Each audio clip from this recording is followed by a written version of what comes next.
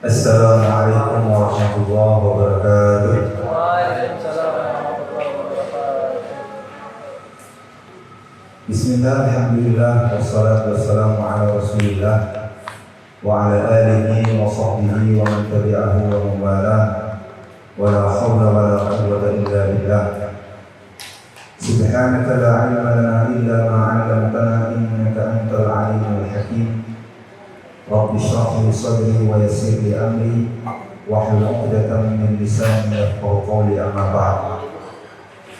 Faqad qala Allah ta'ala fi kitabihil karim wasta'inu bis-sabri was-salah wa innaha lakabiratun illa 'alal khashi'in. Qala aydan Qul hal yastawi alladhina ya'lamuna wal ladhina la ya'lamun. Wa qala Nabi sallallahu alaihi wasallam, man yuridillahu bihi khairan yufaqihuhu fid din. Atau kama qala Nabi sallallahu alaihi wasallam. Segenap jajaran kepengurusan Bagan Batu Hijrah yang kami hormati beserta teman-teman semua, teman-teman Bagan Batu Hijrah yang mudah-mudahan hijrahnya istiqomah. Pertama dan paling utama, kata yang pantas untuk kita ucapkan di dalam memaknai pertemuan kita pada sore hari yang penuh dengan keberkahan ini, kecuali ucapan alhamdulillah. Kita bersyukur kepada Allah Subhanahu wa Ta'ala atas segala limpahan karunia dan rahmatnya sehingga kita dapat berkumpul di sini. Kemudian selanjutnya salawat beserta salam tetap tertuju kepada junjungan alam Nabi Agung Muhammad sallallahu alaihi wasallam dengan ucapan Allahumma shalli ala sayyidina Muhammad wa ala ali sayyidina Muhammad. Mudah-mudahan dengan bersolawat kepada beliau kita diakui sebagai umatnya dan mendapatkan syafaat dari beliau kelak di hari di mana syafaat beliau sangat kita butuhkan. Amin ya rabbal alamin. Pada sore hari ini kita kembali mengadakan pertemuan melalui Bagan Batu Hijrah dalam tema, saya baca temanya itu banyak sekali tuh, jaga sholatmu, kuatkan imanmu, ya kan? Kemudian maka masa depanmu akan beres, gitu ya. Jadi melihat tema yang diberikan pengurus BBH, jadi mengambil daripada tema itu dan menyesuaikan acara pada sore hari ini bahwa owner Dongan bertepatan ingin melaksanakan berangkat umroh pada hari Minggu besok. Ya, sama-sama kita doakan mudah-mudahan kepergiannya selamat, begitu juga pulang ke rumah ini dalam keadaan selamat pulang. Dari tema tersebut dan acara syukuran berangkat umroh ini, maka saya jadikan tema ini menjadi 3 panggilan. Sekiranya ada 3 panggilan yang Allah berikan kepada seluruh manusia dalam kehidupan ini.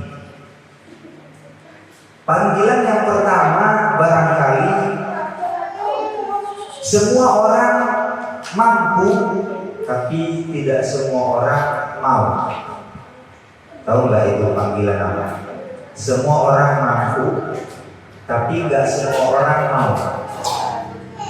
Itulah panggilan sholat. As-sholatu khairun minan naum. Sholat lebih baik daripada tidur. Karena tidurnya panjang, tidur terus ya. As-sholatu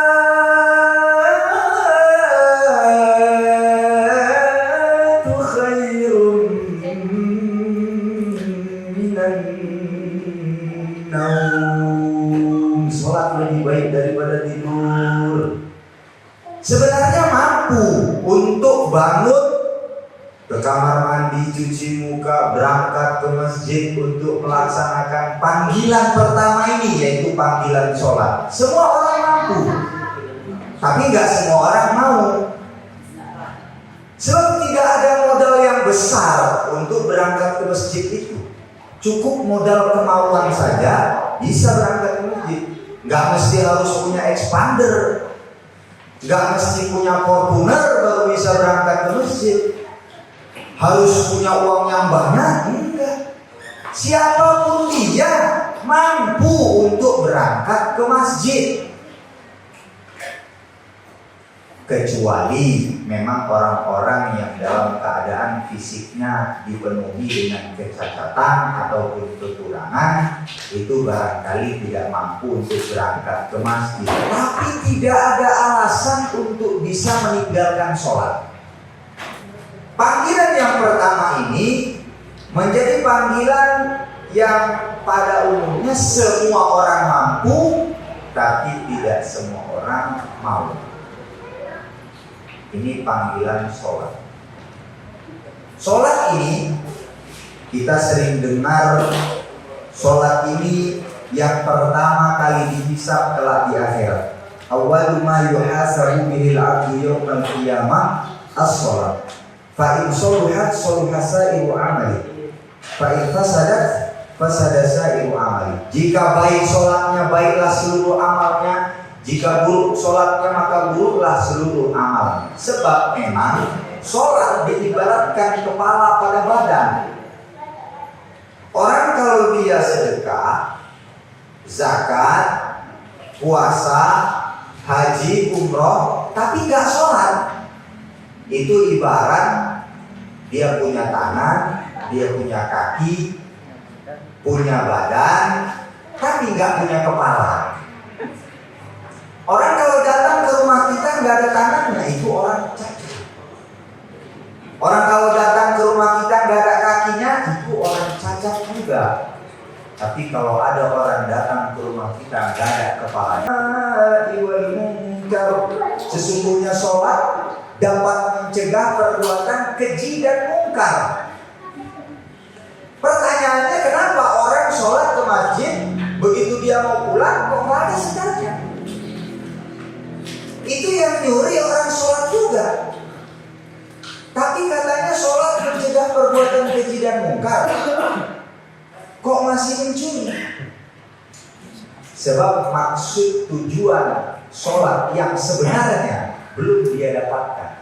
Dia hanya sekedar mengerjakan rutinitas kegiatan dalam sholat. Maksud tujuan sholat itu bagaimana membawa sifat-sifat ketaatan kepada Allah dari di dalam sholat ke dalam kehidupan sehari-hari. Di luar sholat, di dalam sholat kita tunduk pandangan. Kalau berdiri pandangannya kemana? Ke tempat sujud. Itu pandangannya ketika berdiri. Ketika rukuk, pandangan ke ujung-ujung kaki. Ketika duduk, di mana pandangan kita? Ketika duduk, pandangan kita ke ujung-ujung jari kita, jari tangan.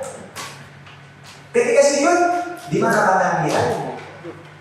Ke hidung, ujung hidung. Artinya pandangan kita ketika sholat tetap dalam keadaan menundukkan pandangan. Makanya tunduk pandangan di dalam sholat itu mau kita bawa ke dalam kehidupan sehari-hari. Qul lil mu'minina ayyaghuddu min absarihim, katakan kepada laki-laki yang beriman untuk tundukkan pandangan mereka. Di dalam sholat tunduk pandangan, di luar sholat tunduk pandangan juga. Yang tunduk pandangan bukan cuma laki-laki saja, tapi juga perempuan. Qul lil mu'minati ayyaghudna min absarihinna, katakan juga kepada perempuan-perempuan beriman untuk menundukkan pandangan mereka. Memang kalau tunduk pandangan semuanya jarang betul terjadi pandangan pertama. Memang kadang-kadang pandangan pertama itu membawa kepada pernikahan, jadi berkah. Tapi ada yang enggak. Artinya banyak perempuan-perempuan yang menyerupai Sayyidatina Maryam. Bukan melahirkan tanpa ayah. Memang ayahnya lari entah kemana. Sayyidatina Maryam memang tak disentuh laki-laki. Ini banyak kali laki-laki yang menyentuhnya, cuma entah kemana semua. Begitu lahir anak, gak ada ayahnya. Apa penyebab awalnya? Tidak menundukkan pandangan. Maka sholat bisa menjadikan seseorang menundukkan pandangannya. Kalau dia mau mengaplikasikan apa yang ada di dalam sholat ke dalam kehidupan sehari-harinya.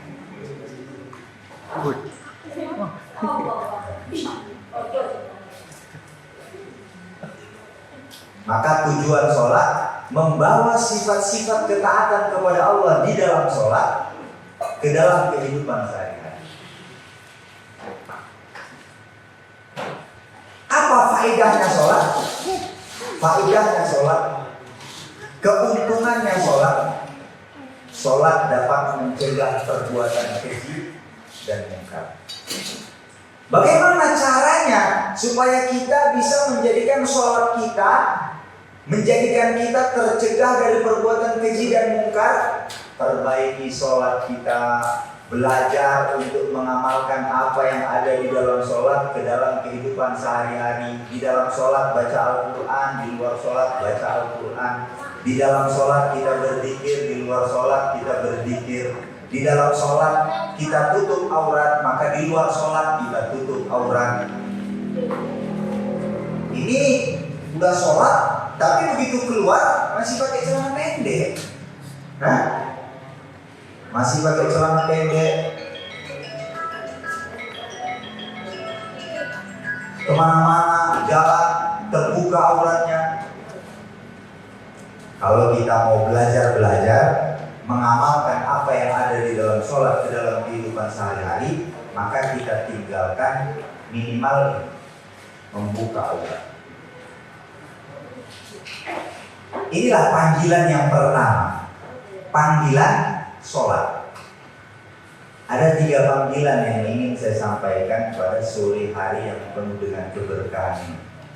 Ada berkah, ada berkah. Kalau ini kayaknya penuh keberkahan. Di depan kita bersama ada berkah. Kalau berkah itu ziyadatul khair. Kalau berkah kita bawa pulang itu namanya berkah. Itu pun peribahasa orang kita. Ada yang bisa dibungkus. Kemudian panggilan yang kedua. Panggilan kedua ini semua orang mau, tapi tidak semua orang mampu. Tidak semua orang mampu. Semua orang mau. Rata-rata pada umumnya semua orang mau, tapi tidak semua orang mampu. Apa itu?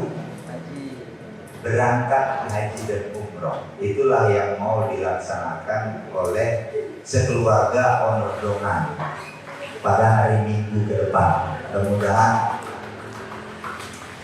Allah berkahi, mudah-mudahan Allah ijabahi. Artinya sampai ke sana dan sampai lagi ke sini, menjadi penghapus dosa. Panggilan kedua ini semua orang mau, tapi nggak semua orang mampu. Yang namanya panggilan, supaya kita bisa dipanggil, maka kita mesti daftar dulu. Kenapa harus daftar dulu? Supaya namanya ada, kemudian nanti dipanggil. Bagaimana gambarannya? Gambarannya kita datang ke rumah sakit ketika kita sakit. Datang ke rumah sakit, sampai di sana duduk di ruang tunggu. Ditunggu-tunggu, nggak dipanggil-panggil. Sampai sore, dari pagi sampai sore, akhirnya marah-marah sendiri sama kasir. Ini saya kok nggak dipanggil-panggil dari saya nggak dipanggil? Maka apa kata kasirnya? Bapak sudah daftar tadi. Belum, itulah bodohnya Bapak. Kenapa Bapak tak daftar dulu? Barangkali untuk mendapatkan panggilan yang kedua ini, maka kita perlu daftar. Owner Doman menjadi apa namanya? Endorse. Boleh datang sama Bang Uki atau Bang Sukri dari Munte untuk mendaftarkan diri. Masya Allah. Mudah-mudahan setelah daftar ada panggilan yang datang kepada kita, Allah berikan kita kemampuan dari sisi fisik dan finansial untuk bisa berangkat ke Mekah dan Madinah. Amin ya rabbal alamin. Teman-teman, bagian hijrah yang dimuliakan Allah Subhanahu wa taala. Kemudian ada panggilan yang ketiga, tak kalah penting dengan panggilan pertama dan panggilan kedua, yaitu panggilan yang semua orang mau tidak mau, suka tidak suka harus berangkat. Mau tidak mau, suka tidak suka harus berangkat. Apa itu? Udah senyum-senyum. Itulah namanya panggilan kematian. Idza jaa ajalukum la yastakhiruna sa'atan wa la yastaqdimun. Ketika telah datang ajal kamu, tidak bisa dimajukan, tidak bisa dimundurkan. Aina ma takunu yudrikumul maut walau kuntum fi burujin musyayyadah. Dimanapun kamu berada, meskipun kamu bersembunyi di dalam benteng yang kokoh, kematian akan datang menjemput. Panggilan ketiga, mau tidak mau, suka tidak suka, berangkat. Gak bisa itu ngomong sama malaikat, malaikat, aku belum punya anak nih, aku belum menikah nih, masa depanku belum jelas nih, aku belum punya usaha nih, bisnisku belum jalan nih. Gak bisa. La yastaqdim, la yastakhirun. Tidak bisa dimajukan, tidak bisa dimundurkan. Orang-orang yang memikirkan bagaimana masa depan mereka, sebenarnya masa depan yang sesungguhnya itu bukan ketika kita tua, tapi masa depan yang sesungguhnya adalah ketika kita sudah menemui panggilan yang ketiga. Disitulah kita berada di masa depan. Masa depan bukan masa tua. Sebab kalau sudah tua, gigi tinggal 2, makan sudah repot, penglihatan sudah rabun, jalan sudah payah, ibadah pun susah. Itulah ketika kita sudah tua. Apa sih yang mau dicari ketika tua itu? Tenang-tenang. Gak bisa kita mau tenang-tenang hidup di dunia ini, sebab ada yang harus kita laksanakan dalam setiap perintah yang Allah perintahkan. Ada larangan yang harus kita jauhi, setiap larangan yang Allah larang. Meskipun kita sudah tua, kita tetap harus sholat, kita tetap harus zakat kalau memang sudah sampai nisabnya dan haulnya. Kita harus puasa di saat waktunya puasa kalau memang mampu. Kita harus bersedekah kalau ada harta. Kita harus memberikan nafkah kepada anak dan istri kita. Tetap harus dilaksanakan apa yang menjadi perintah Allah Subhanahu wa taala. Tetap harus dijauhi apa yang menjadi larangannya Allah Subhanahu wa taala. Masa depan bukan masa tua. Saya dulu waktu di Magelang, Jawa Tengah, itu Pak Kiai Mukhlisun, Kiai Pondok Pesantren Sirajul Mukhlasin, beliau ceramah dengan santri-santri. Beliau ceramah dengan bahasa Jawa, beliau sampaikan, jadi masa depan itu apa nah? Kira-kira begitu kalimatnya. Masa depan itu apa sebenarnya? Masa depan itu apa? Masa depan itu masa tua. Kalau masa depan itu masa tua, yang pertama belum tentu kita sampai di masa depan itu. Kenapa harus kita khawatirkan sesuatu yang belum pasti? Kita belum pasti untuk sampai di masa itu. Kenapa harus kita khawatirkan? Yang pertama, masa depan, kalau masa tua itu belum pasti. Sebab ada yang masih muda tapi mati.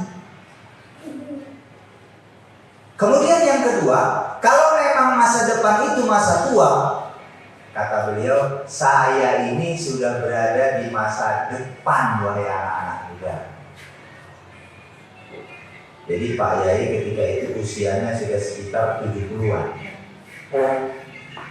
Saya ini sudah berada di masa depan, wahai anak-anak muda. Beliau memang giginya sudah gak ada, ketawa sambil tutup mulut. Apa yang bisa dilakukan oleh orang tua ini? Gak ada apa-apanya di masa depan, masa tua ini. Maka beliau katakan, masa depan yang sebenarnya itu adalah kubur. Itulah yang harusnya betul-betul kita persiapkan. Bagaimana ketika dikubur kita tidak kegelapan?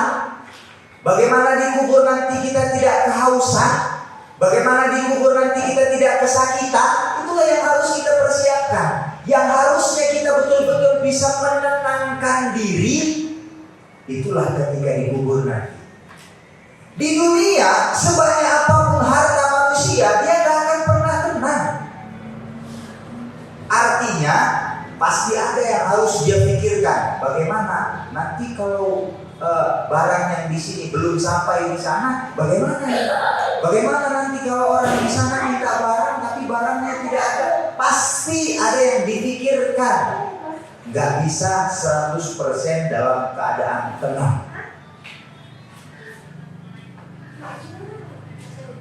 Masa depan yang sebenarnya adalah kubur,